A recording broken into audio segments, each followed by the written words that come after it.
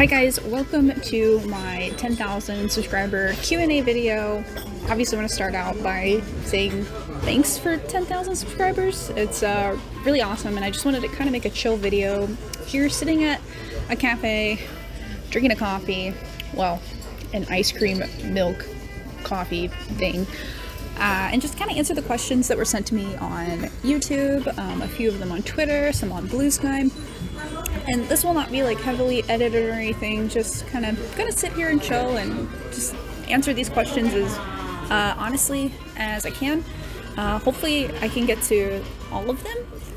And then at the end of the video, I'm gonna make an announcement about YouTube channel memberships, which I'll be starting during this video, or at the dropping of this video. So more details on that later. But for now, just again, thank you for 10,000 subscribers, and yeah, I'll get into these questions. So the first one is from Mr. Jami. He asks, why do you like Sonic? I can make a whole video about why I like Sonic, but basically he was just the first video game that I ever played. My first system was Sega Genesis, and from there I just thought he was so cute. I had Sonic the Hedgehog 2 as well. I thought Tails was adorable. And then I started watching the cartoon when it would come on TV, and I just think it was like my first introduction to anything Japanese or anything video games, anything nerdy really. And yeah, from there, I mean, I just played every Sonic game that I could, watched every Sonic cartoon that I could, bought any Sonic merch that I could as a kid. It was actually kind of hard to find Sonic merch in the late 90s, early 2000s compared to now. So yeah, that's why I like Sonic. I just always thought he was so cute. And as a kid, I could always just chill and relax and play games. The next one is from Alex Chen, 2344. Which do you prefer, the art style of anime from the 90s or the art style of more modern anime, and why? This is tough. I really do like 90s anime aesthetics. I just finished watching Bubblegum Crisis Tokyo 2040, and I loved that art aesthetic. I love like Slayers, Lost Universe, like any of those kinds of 90s art I really enjoy, but I don't dislike current anime. This art style is like, I really love the K-On! Style. I love the Bocchi the Rock style. Like, I think the coolest thing about anime is that there are a lot of different styles, and like you see those styles change from like, heck, all the way from the 50s and 60s into the 70s, 80s, 90s, and into now. So I like seeing the changes, whether they're good or bad. I just like that you can kind of look at an anime and you can determine what decade that anime came out in. So I kind of like both, for sure. The next question is from Yes Dear 9453. Do you like American cartoons? Yes. Not as much as Japanese cartoons, but when I was a kid, I was really big into Powerpuff Girls, Dexter's Lab, Totally Spies, which I think Totally Spies is technically a French cartoon, but to me, in my eyes, when I was a kid, it was an American cartoon. So I do, but not as much as I like Japanese cartoons. But those are some of my favorites. Powerpuff Girls is probably my favorite American cartoon. The next one is from Ricky Ruck. How did you become a fan of Paramore? Oh my god, I could also go on for an hour actually about this question. Basically, when I was a middle schooler, the Misery Business music video came out, and everyone in school was talking about it. Well, all the emo kids, all the cool kids, aka the unpopular kids, were talking about this Misery Business video, and they were like, yeah, there's this cool like red-haired girl in this video. And when I watched it, I swear I fell in love at that moment. And it was funny because I actually figured out that I had heard Paramore before in either Sims 1 or Sims 2.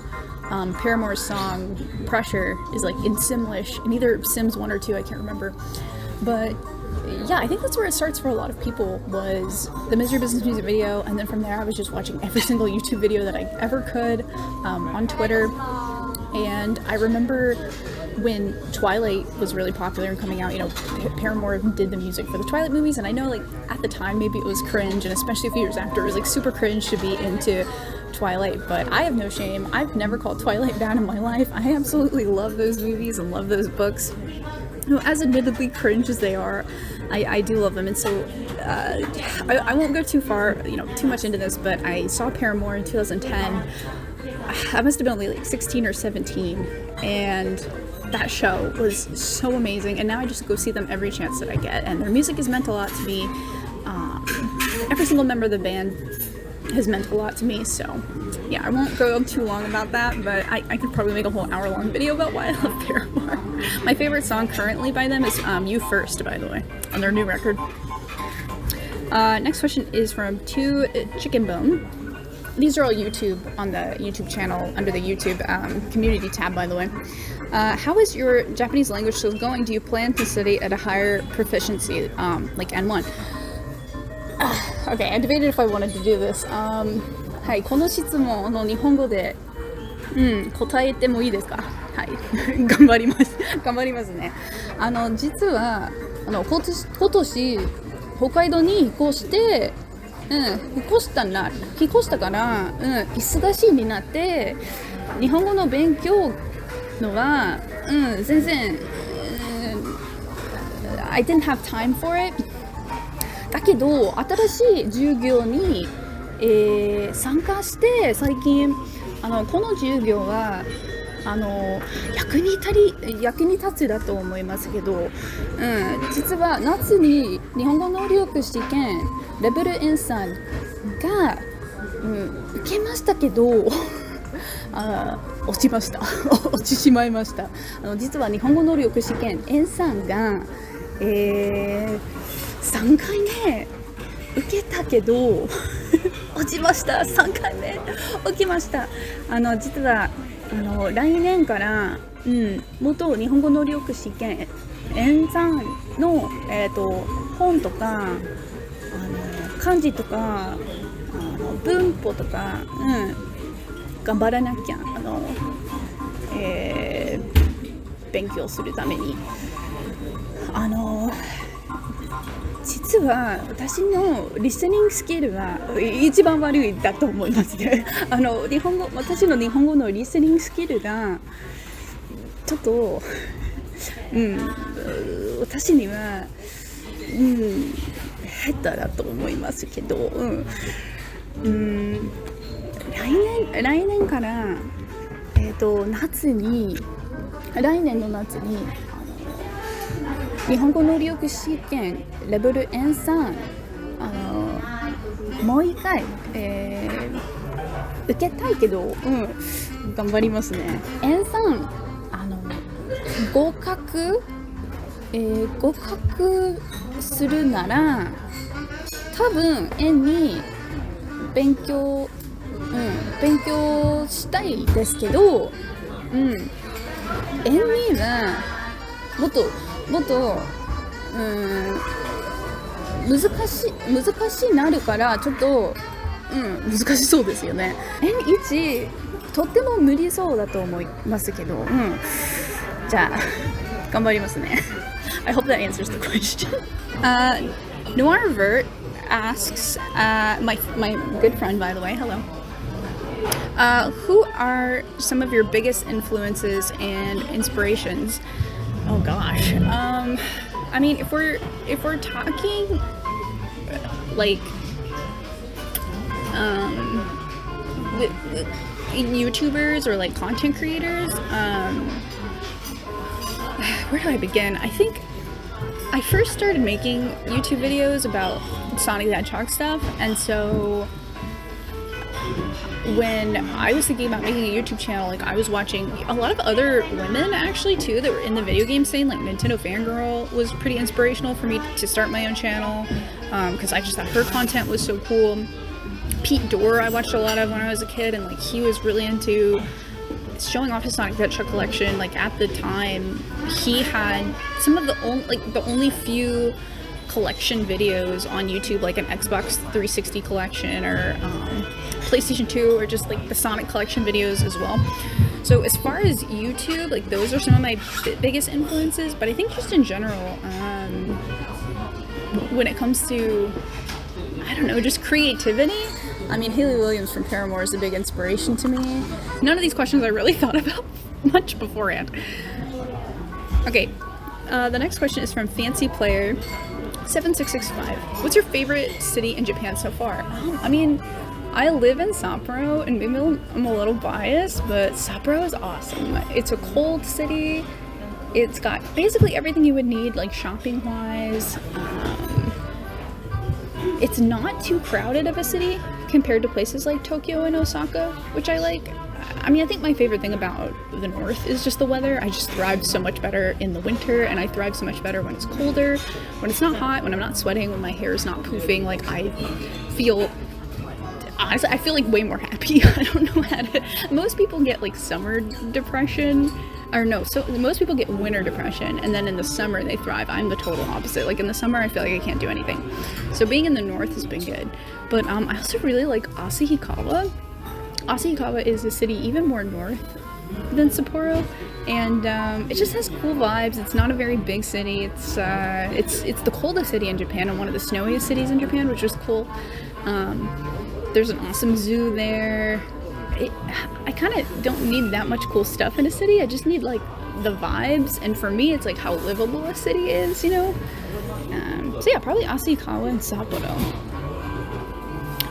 This was from Jimmy. I love Jimmy so much. Okay, because he'll totally watch this video, so I love you guys so much. Has living in Japan led you to learning new things about yourself? If so, what are they? Love you so much. Congratulations on 10K. I love you so much too. New things about myself. I think I learned that like I actually really like rules. Like Japan is a very rule-based society. And I feel like growing up as a kid, I didn't really like rules. I didn't mind breaking a rule in like school or something. I was not the kind of student that like was obsessed over following rules. Like I was not a goody two-shoes at all. I did not care about impressing teachers with my behavior. But now, like living in Japan, where it's such a rules-based society, even like unspoken rules even too. I'm like obsessed with following them. Like, oh my god, like you have to stand in line here, and like trash does not go in this bin, and like you have to be quiet on the trains, and like you're not supposed to talk on the phone on the trains, and like I get irritated when like those rules are broken, no matter like who breaks those rules. So I think I'm a little I don't know, what's the word I'm looking for? Maybe I act like I have a stick up my butt half the time with rules, but I think that's maybe something I've learned about myself, is that I need those rules to stay organized. I don't know if that makes any sense, but that would be something new that I've learned about myself. I don't know, half the time I feel like I'm OCD. And maybe that's something I've learned about myself while I've been in Japan too. So thank you, Jimmy, for the question. This is from Dennis MXMV. What do you miss most about the US besides family? And if you had to move back to the US, what would you miss the most about Japan? The thing I miss the most about in Japan, in America, is like, okay, this is gonna sound so hypocritical to like the last question that I just answered about really liking the rules, but I like how America doesn't have rules, and like America, you feel a little more free when you go there. And, like, you can kind of just do whatever you want. Like if you want to go to Walmart or to the gas station like in your pajamas with your hair tied up and like no makeup or anything, you can do that, and like no one will really judge you, no one will bat an eye at you. It's just like so normal. Like in Japan, no one goes out in pajamas. Like you won't go to the convenience store or like the grocery store, and people will not be in their pajamas. Like they will be dressed to the nines everywhere. Like a lot of women, when they go out, they wear makeup, they have their hair done, they're like dressed their best, and like I do like aspects of that. But it is kind of nice like going to America and being like, oh, I don't have to get dressed. Like I can just kind of go out to Walmart in my pajamas if I want to, and like you can just walk and eat wherever you want. There's just like a lot less social rules, and it sounds so weird because in Japan I do like that, but it's nice to kind of have a break from that in America. And I think that's the weird thing about the US, is that the more time you stay away from the US, the more you miss it. And it's the same with Japan. Like when I'm in the US, like there are weird things I miss about Japan. But because I spend most of my time in Japan, like I become like I miss parts of the US more, whereas if I feel like I lived in the US all the time, I would like I wouldn't find as many positive things about it. Does that make sense? If you have to move back to the US, what would you miss most about Japan? Definitely the public transportation. I don't have a driver's license, and I did when I lived in the US, and I don't feel like I ever need one. I love it. I love having the subway nearby. I love having the trains, a really good bus system. I never want to have to rely on me having a car or having to pay for a car or having a license. Like, I love public transportation so much. I'm so spoiled by the public transportation system here. The next question is from Cora X Sage. My question is a simple and short one. What was the time that you felt the most confident you belonged in Japan? Honestly, like the first day you get here, you're like, I feel like you have this like fake confidence, right? Like you move to Japan, you're like, yeah, I belong here, and you're like, I'm gonna be so good at Japanese, and I'm gonna fit in just well, and then like, that's the most confident I've ever felt. It's like the day that I got here. I don't know. Belonging is such a weird thing, because like, for me, it's like, I don't feel like I'll fully ever belong in Japan, and like, you know, I'm okay with that. That's okay with me. But making friends in Japan, and kind of like when you talk to someone who is Japanese and they don't treat you like you're just a tourist, or that, wow, like you're so good at using chopsticks. Wow, you can use basic Japanese words. When they just treat you like you're not stupid, like that's when I kind of feel like I belong. Because there are a lot of times where, you know, people will be like, wow, you can use chopsticks, and I'm just like, I wasn't born yesterday. Yes, I can use, like Americans can use chopsticks. So yeah, it's just the small things, I guess, if that makes sense. Okay, so this one is from Twitter. This is from Absolutely, or Matt L. Congratulations on the 10K. You really deserve it, and many more. Are there any cultural differences that you're still struggling to adjust to? I think it's just, the thing that I don't like the most is definitely how brutal the work culture is.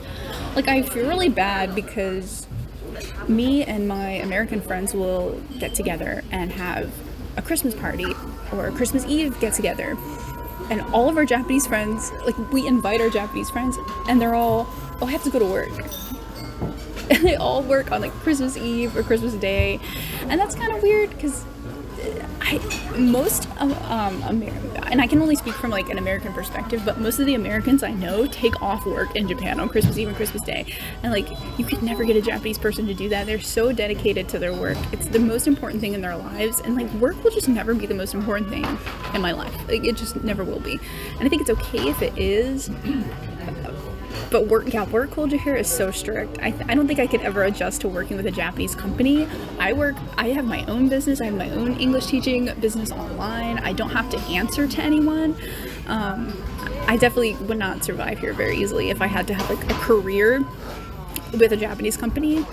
I would not do good with that. This is from Blue Sky, the Blue Sky question. So Seth asks, congrats. My question, did you know that Transformers were originally just toys from two Japanese toy lines called Diaclone and Micro Change?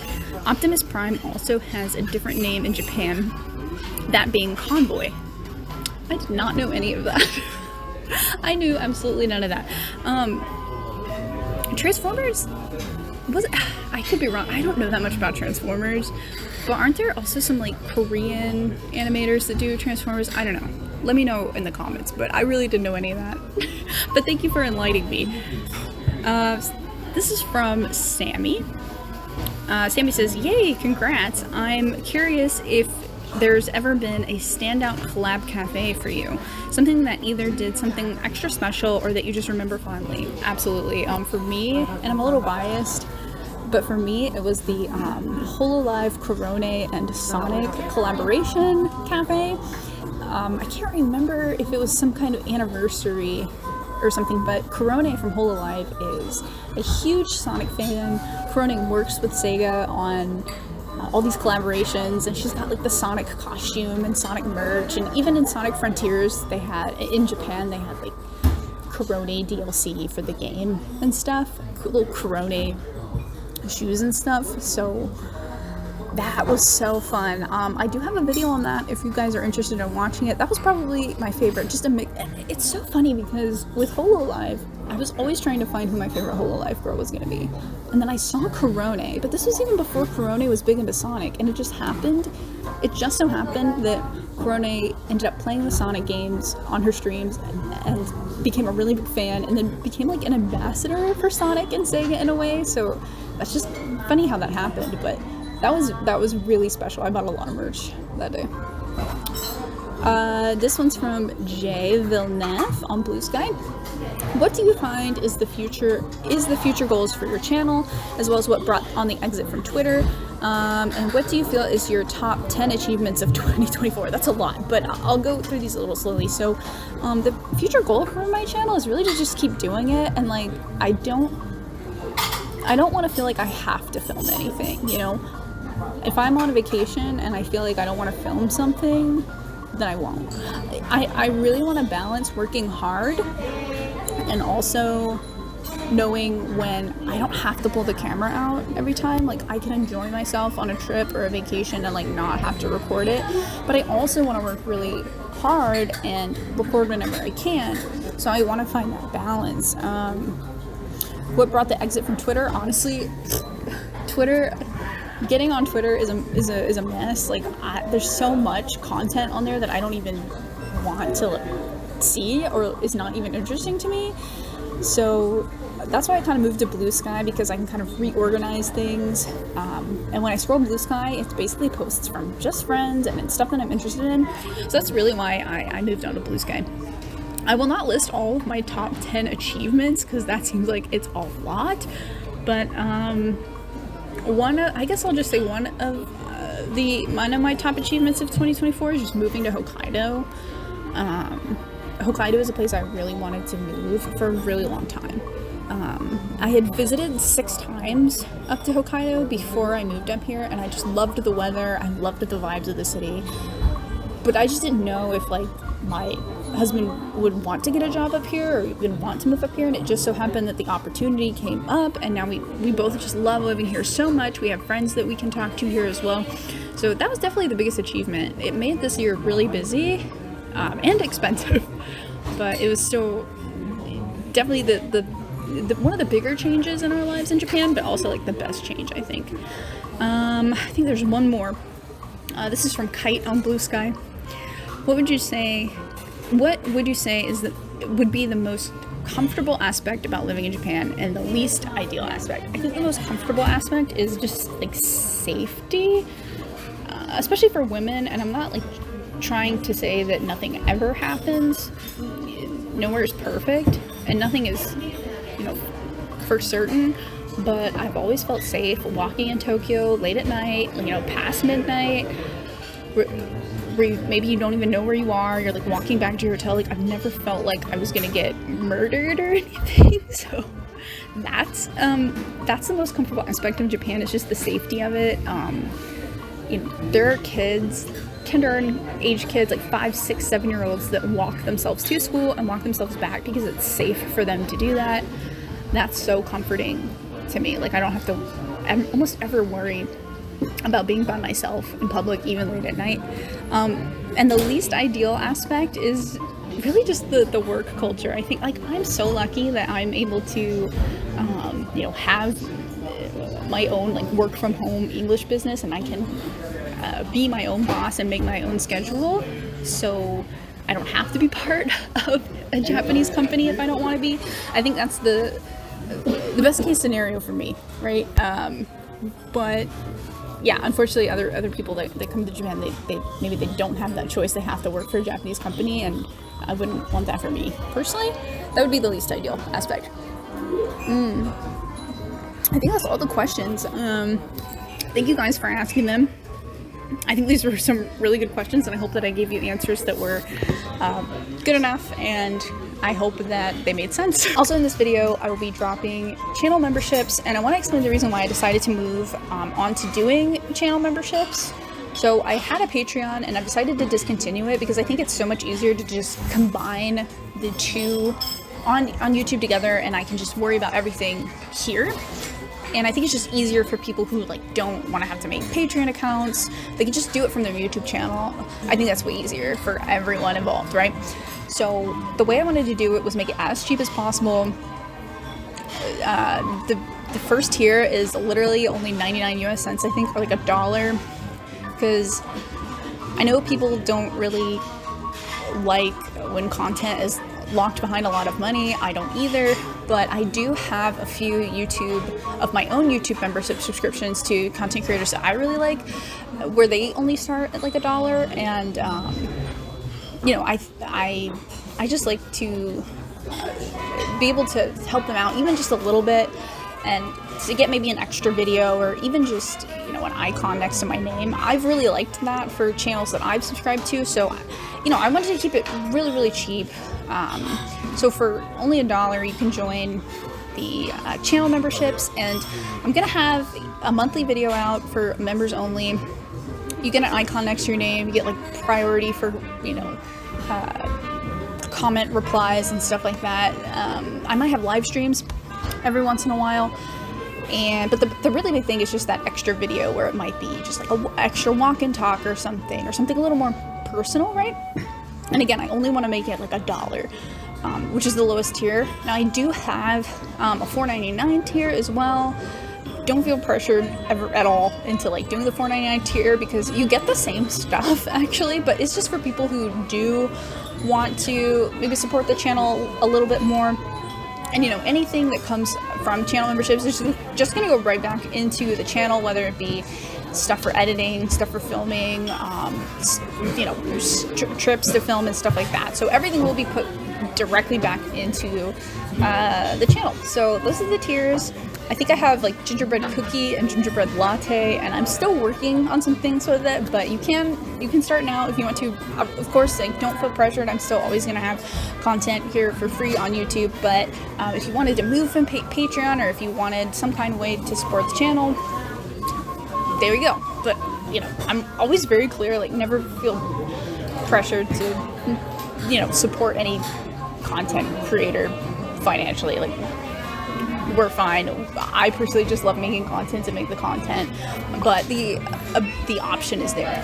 So thank you guys again so much for 10,000 subscribers. I don't want this video to go on for way too long, but I really appreciate all the questions, and I appreciate you guys watching the videos and liking the videos and saying like really nice things about how you know, liked the travel videos, or how relaxing they are, or watching them before you go to bed.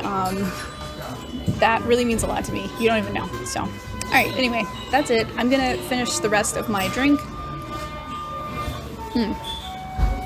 And go on with my day. So thanks so much, and I'll see you in future videos, and I'll see you in 2025. Yeah, next year. So have a happy new year.